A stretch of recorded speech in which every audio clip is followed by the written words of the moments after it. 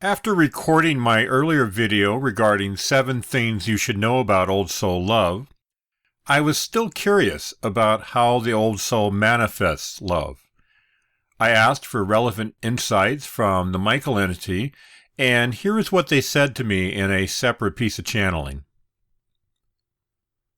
To begin, let us state up front that all souls have the capacity to love. Love is not a precious commodity that's only available to the highest bidder or someone with the secret password. Love is as free as the air you breathe and is not on a higher pedestal that's beyond the reach of souls with less life experience. Be cautious of idealistic notions that say otherwise. That said, without the normal fear-based mechanisms that negatively distort its expression or enslave that expression with limiting conditions, the Old Soul is perhaps better equipped to embrace love. Unconditional love, in fact, is a primary lesson for the Old Soul, where love is seen from a 30,000-foot view, so to speak.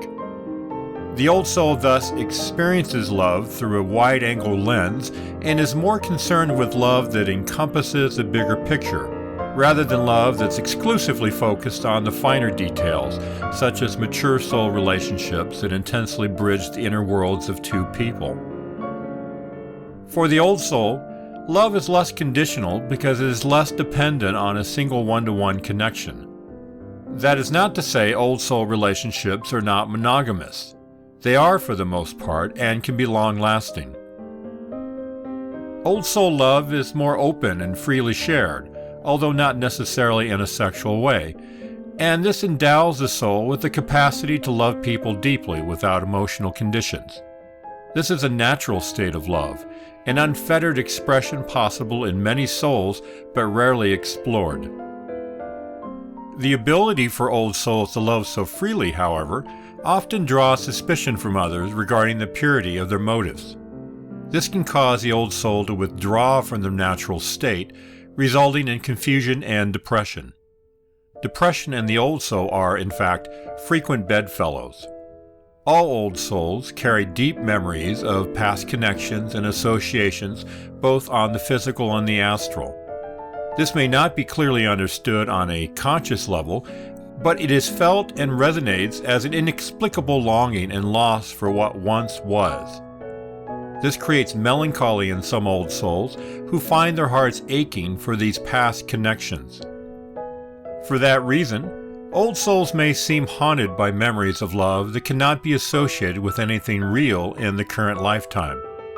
To the Old Soul, it feels like a longing that gnaws at the stomach and aches for things long past and frustratingly unreachable. Depression is best remedied by focusing on the present moment, with a concerted focus on what is. After all, a true love shared between another is never lost, only stored away, like seasonal clothing. As biblical scriptures once noted, for everything there is a season, and the Old Soul has known many seasons.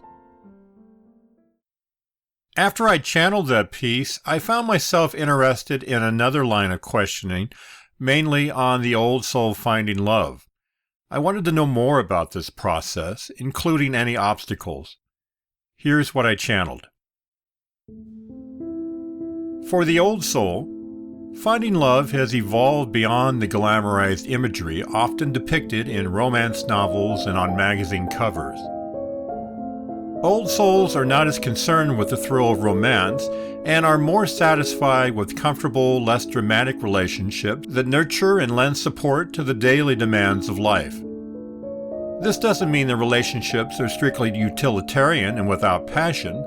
Old Souls can be ardently passionate about love, but their expression is less about the fireworks and more about rekindling prior connections that have withstood the test of time.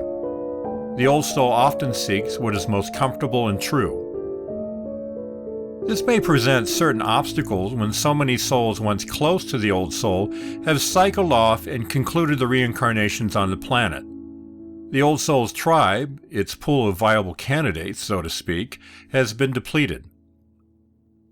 Another potential obstacle is the old soul's sometimes unsociable need for solitude. Relationships of a romantic nature are not always what the old soul seeks. This is not true for every old soul, of course, but the old soul that finds themselves sitting on the fence when it comes to relationships should keep this in mind. Putting the Michael channeling aside for now, I thought the allusions to memory that they mentioned were poignant descriptions about the old soul. Memories, both good and bad, are often all we have as our life winds down. We have lost so many people during the course of a lifetime that are no longer with us. If old souls do have subconscious recollections to love lost in previous incarnations, that's even more poignant, and I can understand the depression that occasionally sets in. Yet, life would seem less rich without this element of beautiful sadness. As Michael noted earlier, no love is ever truly lost, and no experience is ever wasted. Memories like this bring to mind the music box. Lift the lid, allow the music to begin its reverie, and suddenly you're transported along an emotional arc of memory and prior associations. The past momentarily reveals itself again, and that love once lost surrounds you like autumn leaves swirling at your feet. Thus, being an old soul can feel like you're a repository of aging strands of musical notes and distant harmonies. For the old soul, I think finding love is ultimately about reconnecting with people that the old soul considers to be its extended soul family. Much of the work has already been completed over an arduous set of lifetimes, and now the old soul is looking back and calling to those souls that once played significant roles in the past. Love for the old soul, then, is like a reunion. These past connections trickle in during the lifetime, and the old soul finds love with them in the most appropriate ways. And what could be more appropriate than love? I hope you enjoyed this video. A great way to show your appreciation is to click like and share it with others. If you'd like more videos like this, click on the red subscribe button. My question to you: how do you feel about love? Are you still charged by the romance of it all, or do you have a deeper and abiding love? I look forward to reading your replies. Till then, have a great day.